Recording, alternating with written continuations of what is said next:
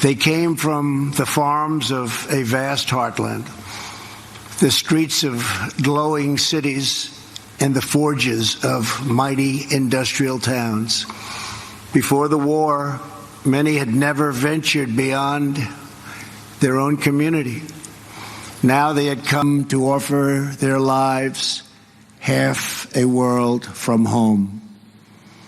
This beach, codenamed Omaha, was defended by the Nazis with monstrous firepower, thousands and thousands of mines and spikes driven into the sand so deeply.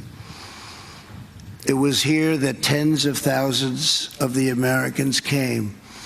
The GIs who boarded the landing craft that morning knew that they carried on their shoulders not just the pack of a soldier, but the fate of the world.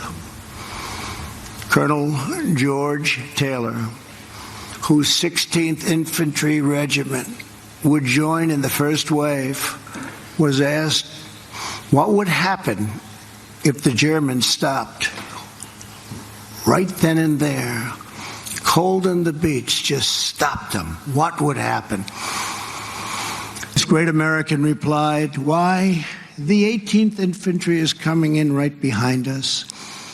The 26th Infantry will come on too. Then there is the 2nd Infantry Division, already afloat, and the 9th Division, and the 2nd Armored, and the 3rd Armored, and all the rest. Maybe the 16th won't make it, but someone will." One of those men in Taylor's 16th Regiment was Army medic Ray Lambert. Ray was only 23, but he had already earned 3 Purple Hearts and 2 Silver Stars fighting in North Africa and Sicily, where he and his brother Bill, no longer with us, served side by side. In the early morning hours, the two brothers stood together on the deck of the USS Henrico before boarding 2 separate Higgins landing craft. "If I don't make it," Bill said, please take care of my family." Ray asked his brother to do the same. Of the 31 men on Ray's landing craft, only Ray and 6 others made it to the beach. There were only a few of them left. They came to the sector right here below us. Easy Red, it was called. Again and again, Ray ran back into the water.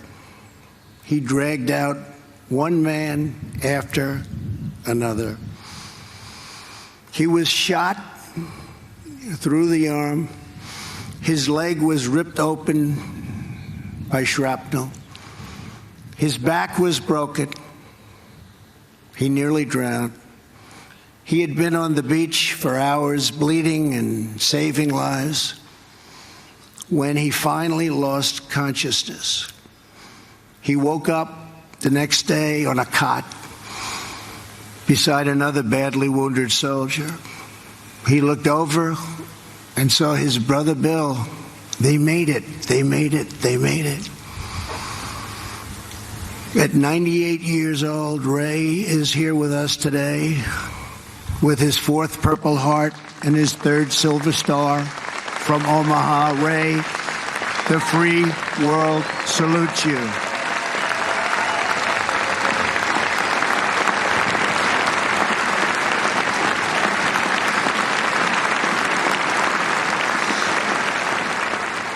These men ran through the fires of hell, moved by a force no weapon could destroy. The fierce patriotism of a free, proud, and sovereign people.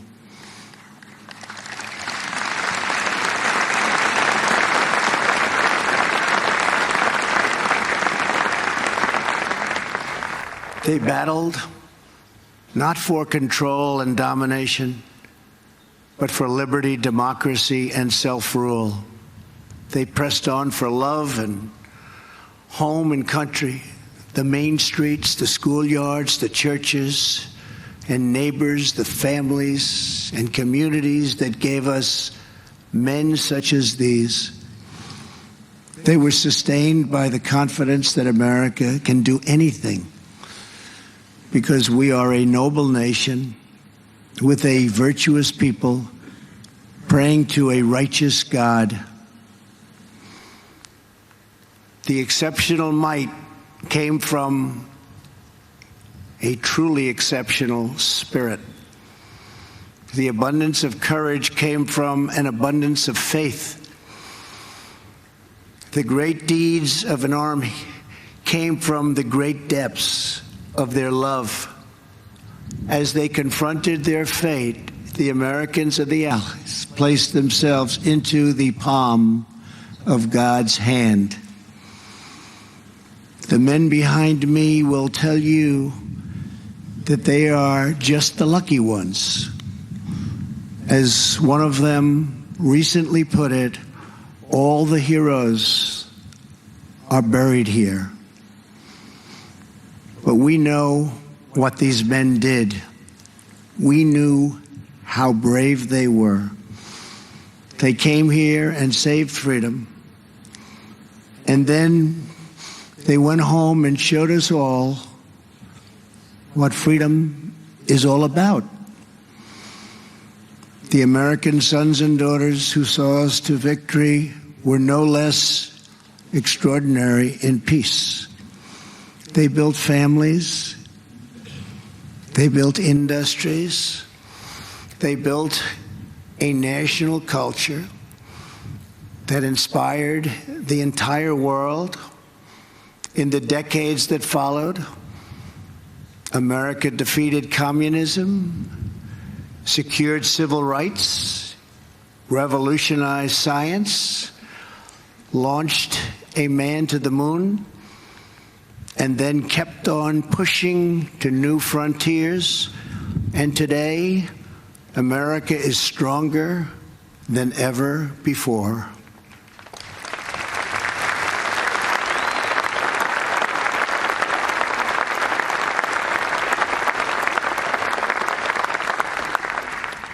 Seven decades ago, the warriors of D-Day fought a sinister enemy who spoke of a 1,000-year empire.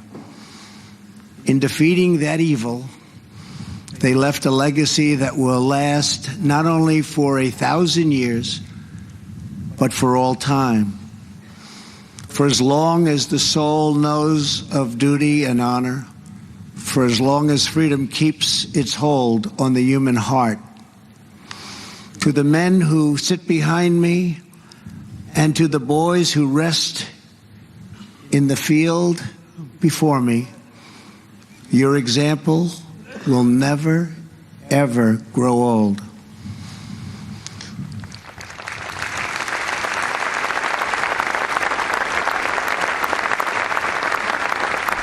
Your legend will never die.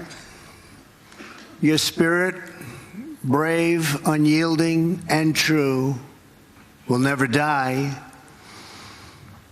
The blood that they spilled, the tears that they shed, the lives that they gave, the sacrifice that they made, did not just win a battle. It did not just win a war. Those who fought here won a future for our nation. They won the survival of our civilization. And they showed us the way to love, cherish, and defend our way of life for many centuries to come. Today, as we stand together upon this sacred earth, we pledge that our nation will forever be strong and united. We will forever be together. Our people will forever be bold. Our hearts will forever be loyal, and our children and their children will forever and always be free. May God bless our great veterans. May God bless our allies. May God bless the heroes of D-Day. And may God bless America. Thank you. Thank you very much.